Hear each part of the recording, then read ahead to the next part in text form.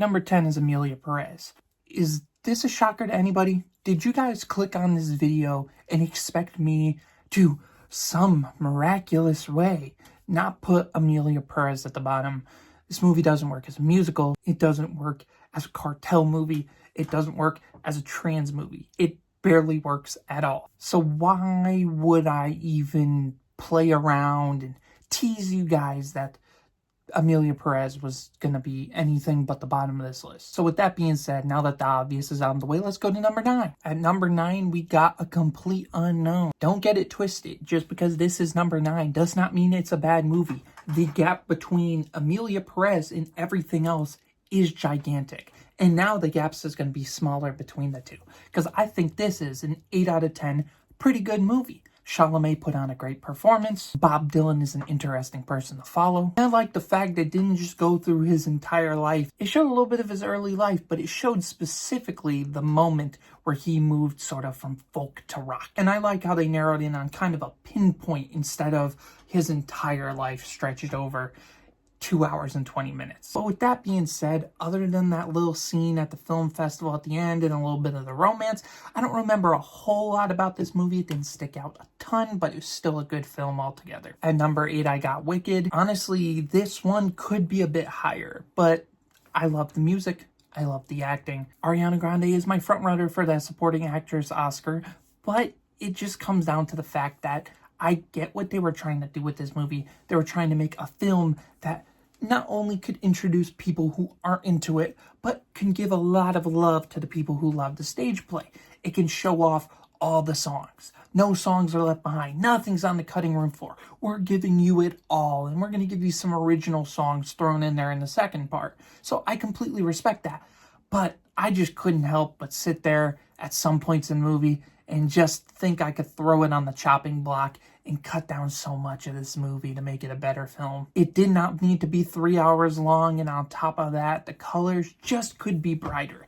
Everyone complains about the colors, and I can agree. Even in Dolby, it was only okay when you expect it to be brilliant. It's the Emerald City. Make it pretty. I don't care. Blind me. At number 7, I have I'm Still Here. This is the most recent movie I watched. It only came to my theaters a couple days ago, so I finally got to watch it and I can finally make this video. With that being said, it is a good movie. It is a really solid movie. The family's built up amazingly. The scenes in the jail and leading up to her getting arrested and interrogated are so tense. And it really makes you wonder what's happening. What happened to the father? Where'd he go? Where did she go? What's going on?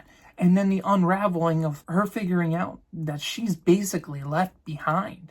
That without knowing where her husband is, she can't really go further. And I think that is a very compelling story. I thought this movie was very strong, but I just think the movies ahead of it are stronger. At number 6, we got The Brutalist.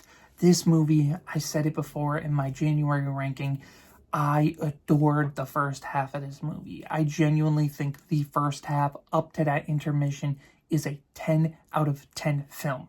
I think if it ended right there and we were waiting for a part 2, Brutalist part 1 with that hour and 45 minutes could have gone down in history for me.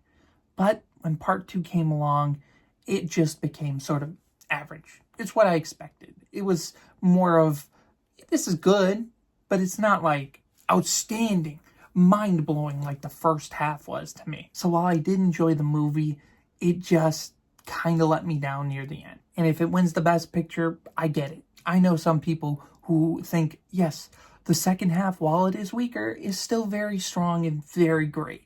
I'm along the lines of, it's okay. The second half's very okay when the first half was so good that it kind of made the drop-off pretty heavy for me. At number 5, we have Nickel Boys. I think the thing that kind of dragged this one down a little bit was the fact it was just so dreary and so sad. It kind of has the same flaws of I'm Still Here, where there isn't much hope at the end of the day when watching this movie. And I don't want to walk out of a movie sad, but you can't deny greatness when you see greatness.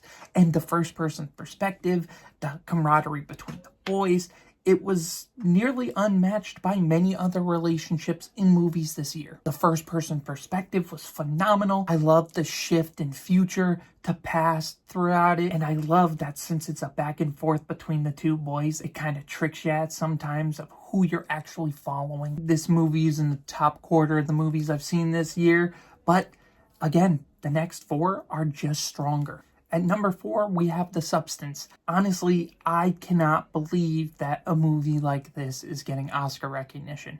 Yes, I understand the whole beauty standards in Hollywood take down replacing women who are older with the new, younger, better version of what they once were. But it's so gory and so graphic. And on top of that, the body horror is just phenomenal body horror. I am a huge horror movie nerd.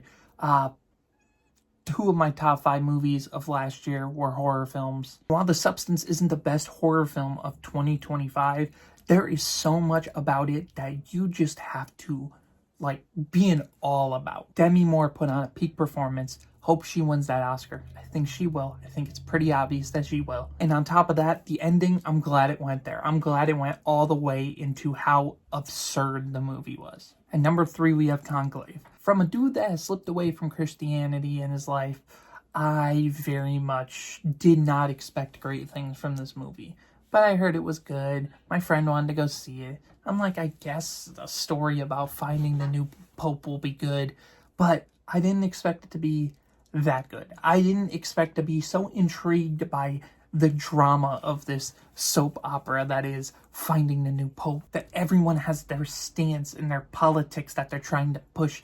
Everyone has an agenda. I love how up until the pope was chosen, I still did not know who was going to be the pope. And I really respect the movie for keeping me on my toes. I very much was super intrigued by this movie, and Substance is a top 20 movie of the year.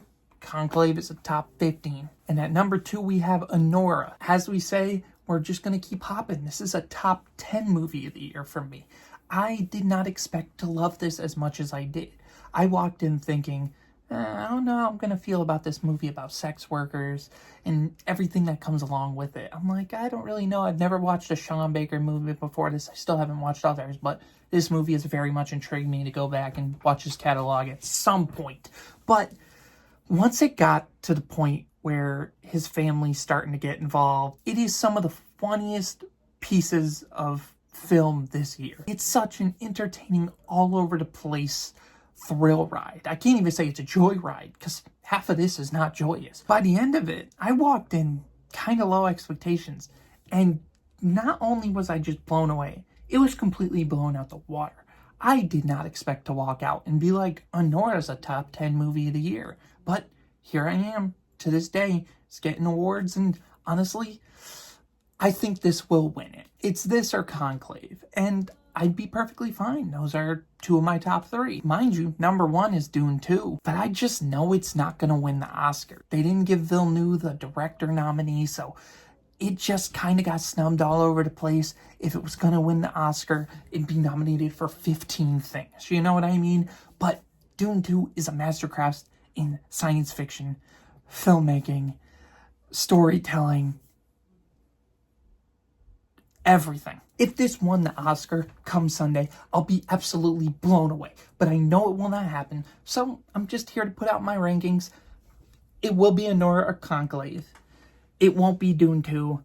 I'd only be mad if it's Emilia Pérez. And with that, that's my Oscar ranking. Put yours down below. Let me know what you want me to rank in the future, and I'm out.